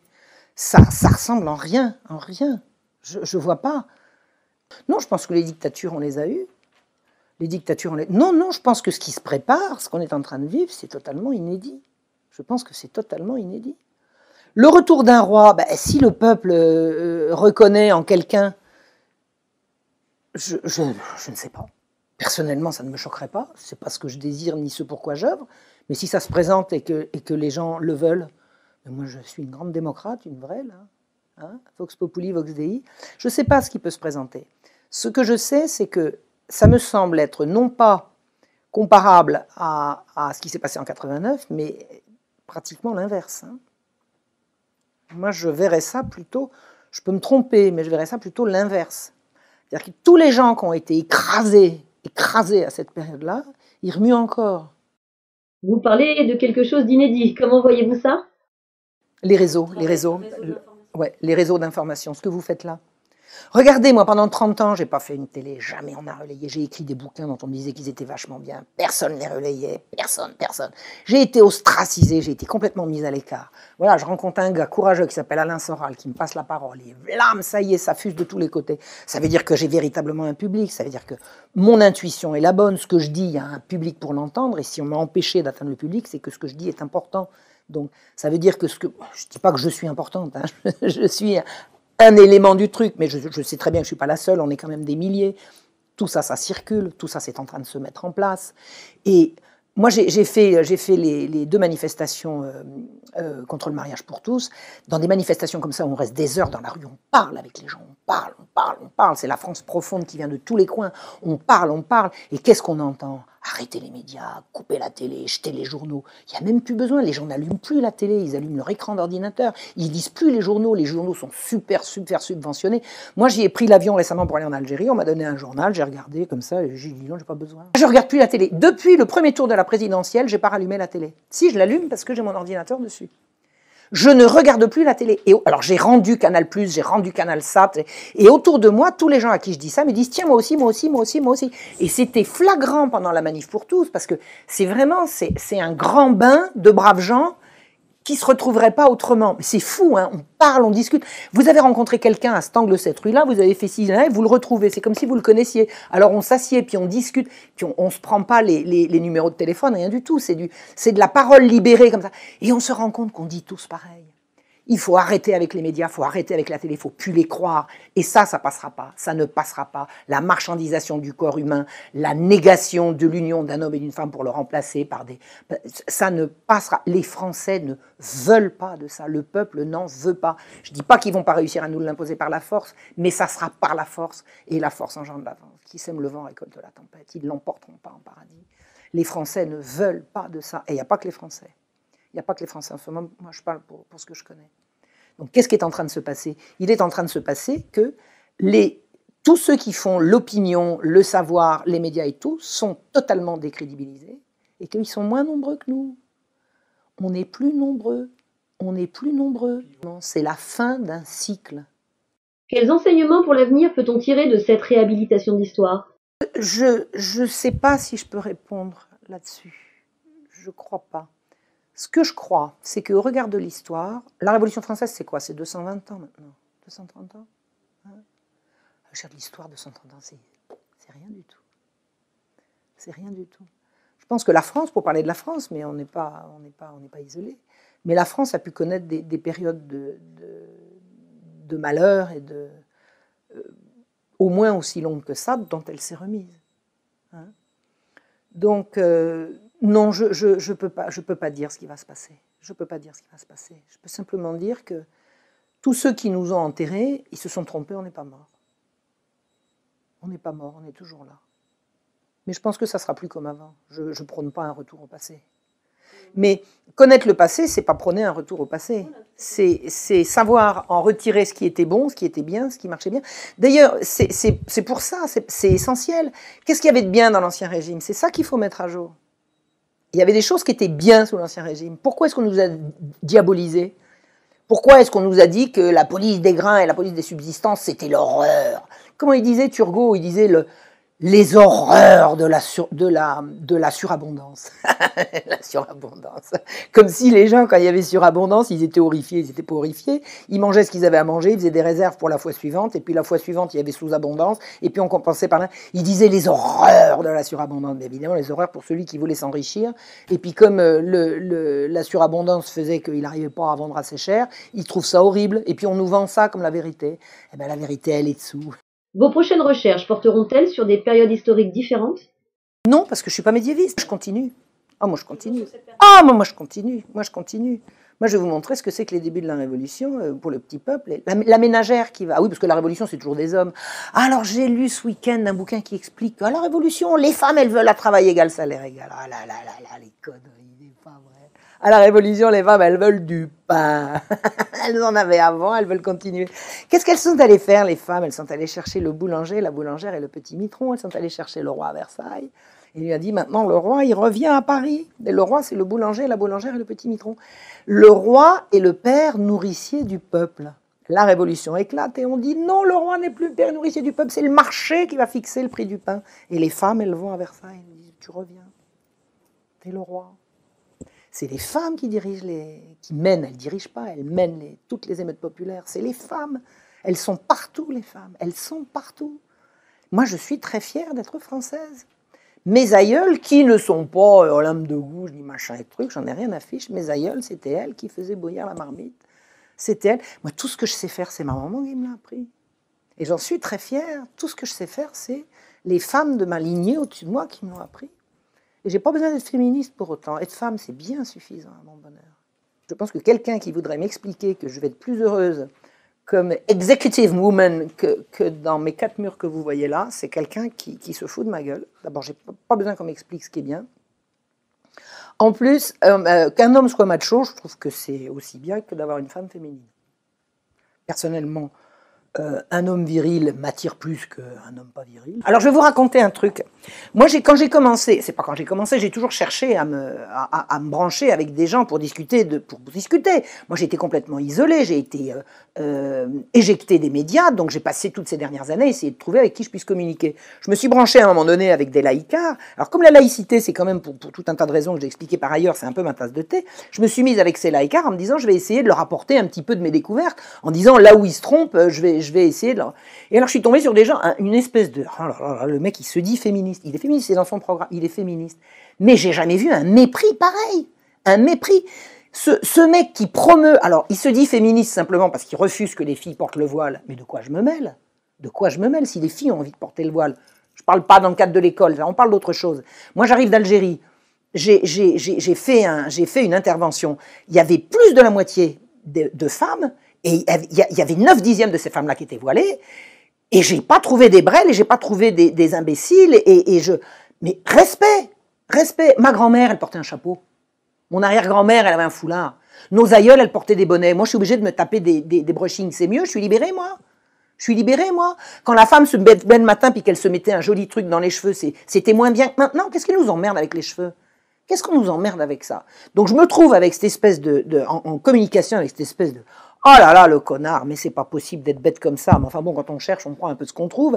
Alors il m'explique que laïcité, libération des femmes, parce que le foulard, la tête voilée. Bon, admettons. Voilà qu'à un moment donné, je lui donne une information qu'il n'avait pas. Comme il ne peut pas répondre, il me balance sur une de ses collaboratrices. Une espèce d'hystérique, j'ai jamais vu une connasse pareille. Mais n'y connaissant rien à ce que je disais, elle se met à m'insulter et tout, je me retourne vers l'autre en disant et ça le fait marrer. C'est-à-dire que ce féministe, il s'excite de prendre une femme pour taper sur l'autre. Attends, c'est ça le féminisme? Un féministe, c'est un gars qui jouit de voir une femme se faire taper par une autre. Pour moi, c'est un pervers, ça, c'est pas un féministe. C'est pas un féministe. Un mec qui me respecte, c'est un mec qui va m'épargner les coups. C'est ridicule. Un homme peut pas être féministe. Un homme ne peut pas être féministe. Un homme, c'est un macho c'est un mâle. Et ben moi, ce que j'attends des mâles, c'est qu'ils soient des mâles. Et j'aimerais pas qu'on vienne m'emmerder avec ma féminité. J'aimerais pas qu'on vienne m'emmerder avec ma féminité. Moi, je suis pas féministe, je suis femme. Femme. Apprendre à vivre, c'est apprendre à exister par soi-même, c'est apprendre à se positionner. Enfin, je veux dire, dans le couple, on n'est pas toujours je suis. Dans le couple, on croirait qu'il faut qu'il y en ait un qui domine et un qui soit dominé. Mais enfin, moi, j'ai vécu en couple, il n'y avait ni dominant ni dominé, je suis désolée. C'est un savant équilibre, c'est ça la vie, c'est fait de respect, c'est fait d'estime, c'est fait d'amour, mais moi j'ai jamais dominé personne et je refuse qu'on me domine. Je refuse qu'on me domine. D'ailleurs, si j'avais accepté qu'on me domine, j'en aurais moins bavé. Moi, vraiment, ce que j'en ai bavé, c'est que j'ai toujours refusé qu'on me domine. Je ne veux pas être dominée, mais je ne veux dominer personne. Je ne domine personne. Je ne domine personne. Ni chien, ni chat. Non, la domination, pour moi, c'est la perversion. C'est d'ailleurs le monde dans lequel on vit. On est gouverné par des gens dont le fantasme est la domination. Et la domination, il n'y a pas à être dominé. Moi, je veux bien un maître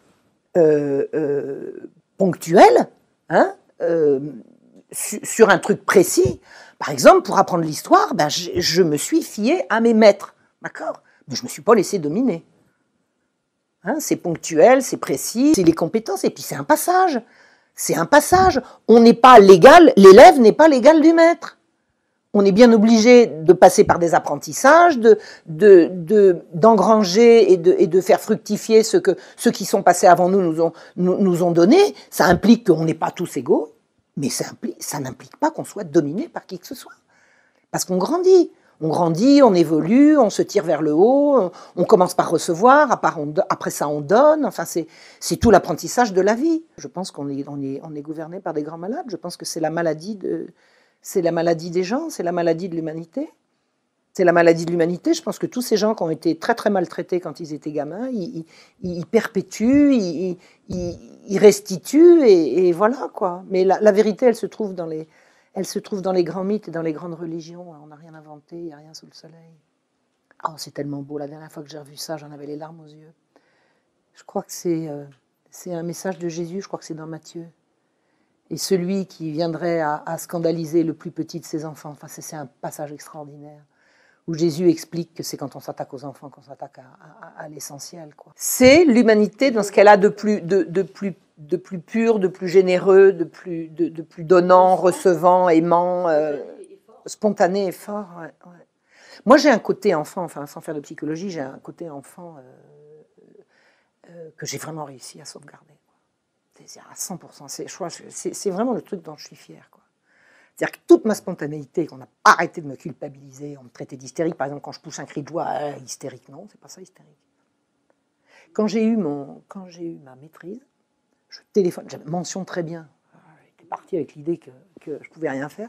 Je passe ma maîtrise, mention très bien. Je téléphone. Oh, ça va, calme un peu ton hystérie. Un copain.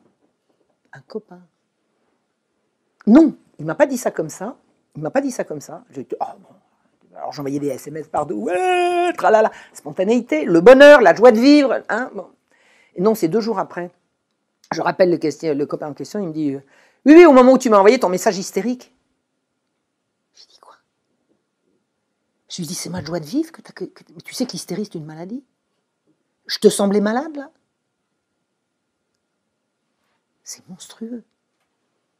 C'est monstrueux. On casse, on salit, on avilit tout ce qui est beau, tout ce qui est spontané. Non, la retourne, ça va se retourner, ça. Je pense vraiment que les gens vont comprendre.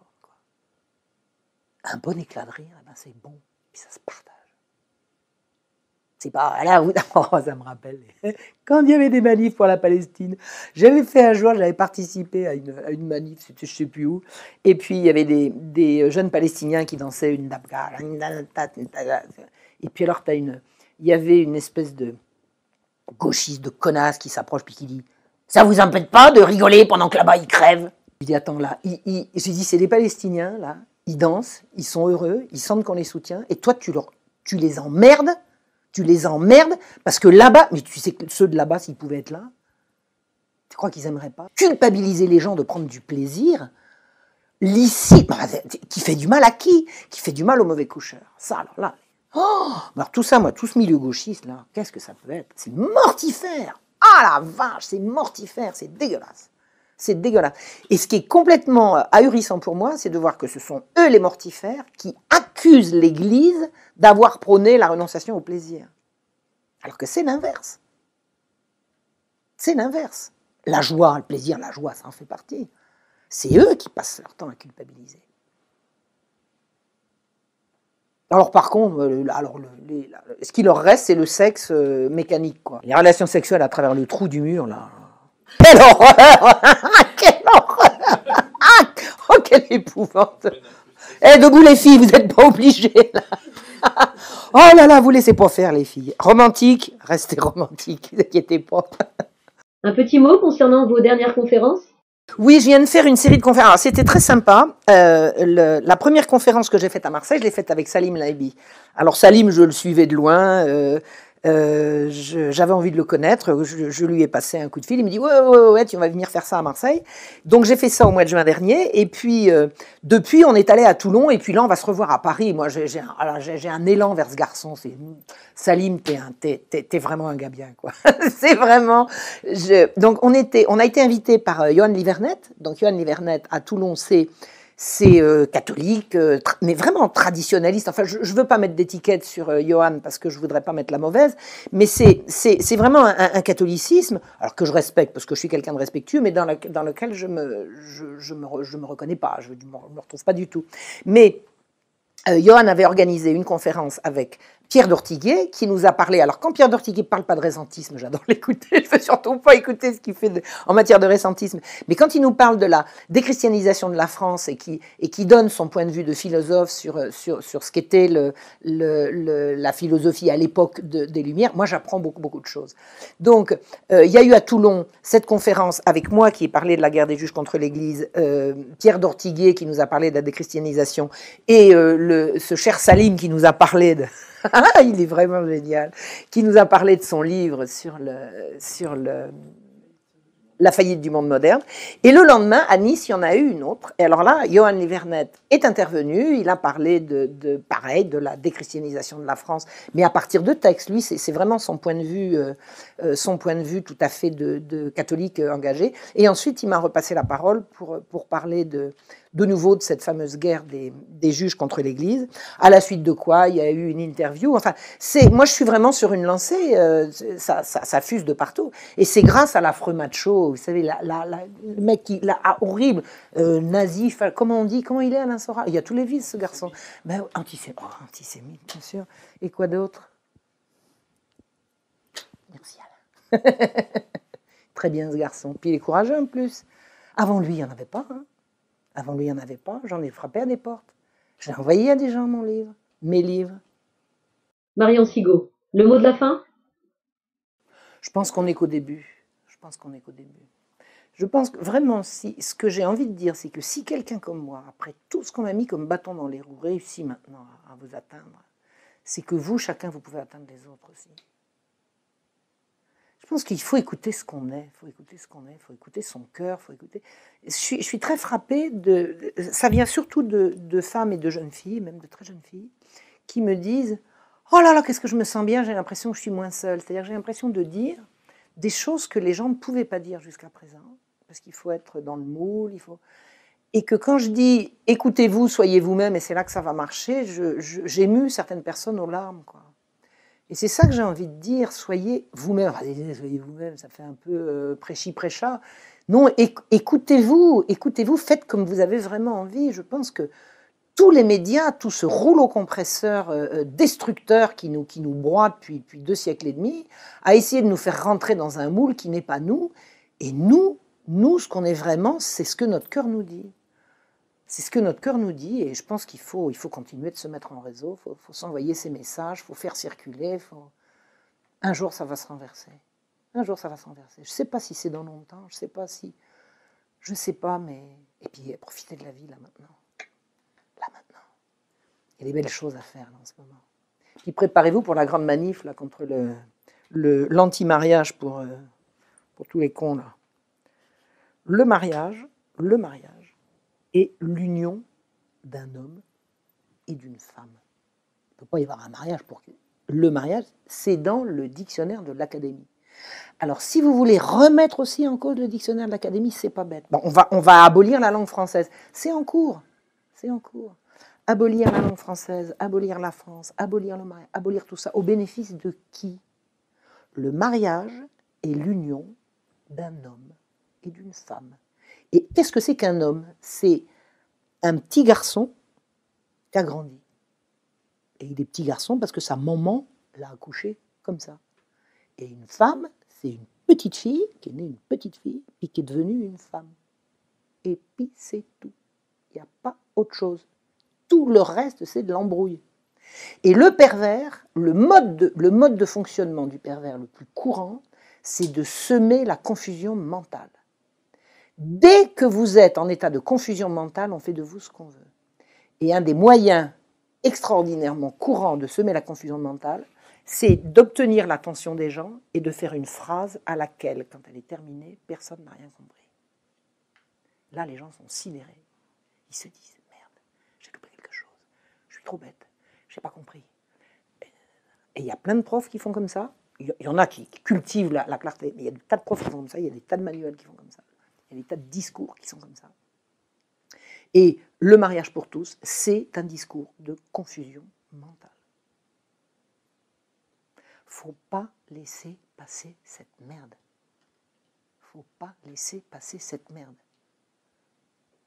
Faut lutter contre l'homophobie. Je ne sais pas ce que c'est. Vous connaissez l'homophobie? C'est quoi l'homophobie, en fait? Homo, ça veut dire identique. Phobie, c'est peur, panique. Il y a des gens qui ont la peur panique de leurs semblables. Je ne sais pas. Vous avez une définition d'homophobie? Il paraît qu'il y a des gens qui vont dans les écoles pour lutter contre l'homophobie. On peut savoir ce que c'est? T'es homophobe, toi? Et toi? Eh bien, moi, je ne sais pas. Je ne sais pas ce que c'est. Je ne sais pas ce que c'est, mais j'aimerais pas que quelqu'un vienne me définir. Vous savez que je me définisse? Je suis une femme française. Et tout le reste, ça se bouscule. Mais dans l'ordre, c'est femme française. Tout le reste, c'est dans le désordre. Mais homophobe, antisémite, je ne sais pas ce que ça veut dire. Donc je n'ai pas à endosser une quelconque étiquette à ce propos. Est-ce que je suis anti? Je ne sais pas ce que ça veut dire. Je ne sais pas si je suis homophobe. Je ne souffre d'aucune phobie, ça je peux vous l'assurer. Je ne suis phobique de rien du tout. De rien du tout. Est-ce que j'ai des amis homosexuels? Ben évidemment, tout le monde. Si tu n'as pas d'amis homosexuels, il n'a pas assez d'amis. Statistiquement. Évidemment que j'ai des amis homosexuels. Évidemment. Est-ce que je veux qu'ils aient le droit de se marier? Mais ils ont le droit de se marier. Tout le monde a le droit de se marier en France. Vous imaginez un gars qui arrive à l'église au bras de celle qui va devenir sa femme et on lui dit « Toi, tu n'as pas le droit de te marier parce qu'on sait que tu es homosexuel. » Tout le monde a le droit de se marier en France. Entre adultes consentants de sexe opposé, les homosexuels y compris. Un homosexuel a parfaitement le droit de se marier en France. D'ailleurs, si les homosexuels n'avaient pas le droit de se marier en France, comment y aurait-il autant de parents homosexuels? Il a bien fallu qu'à un moment donné, manifestez contre battez-vous contre le mariage pour tous. C'est un élément essentiel. Regardez en Pologne, là, en Pologne, ils sont en train de se révolter. C'est mondial, hein, c'est pas le gouvernement, Taubira, machin, Flamby et tout, là. Ils ont des ordres pour faire passer ça. Ils ont des ordres. Ça vient d'au-dessus. Les ordres ont été donnés aux pays africains. C'est-à-dire que des pressions ont été faites aux pays africains que s'ils refusaient de plier devant les lobbies homosexuels, on leur coupait les vivres. Vous êtes au courant de ça? La pression vient de l'ONU, le machin là. En Pologne, Lech Walesa vient de faire savoir que maintenant, lâchez-nous. Non, en Pologne, on ne veut pas de contrat spécifique pour les homosexuels. C'est une pieuvre, ça n'a rien à voir avec le bien-être de nos concitoyens qui ont une préférence sexuelle qui n'est pas majoritaire. Ça n'a rien à voir. Il y a une machine mondiale qui a décidé de briser la famille qui est la seule protection possible pour les enfants. Quand on aura fait sauter le seul verrou susceptible de protéger les enfants, tout sera possible. Protéger le mariage, c'est protéger les enfants. Souvenez-vous, réseau pédocriminel, ça passe les siècles, même les rois les plus puissants n'ont pas eu jusqu'à présent les moyens de les dénoncer. C'est à nous maintenant. Ils veulent passer en force. Ils sont en train de passer en force. Une pétition de 700 000 lettres, ça a été rejeté. Ils veulent. Ces gens-là sont aux ordres. Ils ont des ordres. Je ne veux pas croire que François Hollande, qui a fait 4 enfants à Ségolène Royal, soit d'accord avec ça. Il obéit à ses maîtres, c'est tout.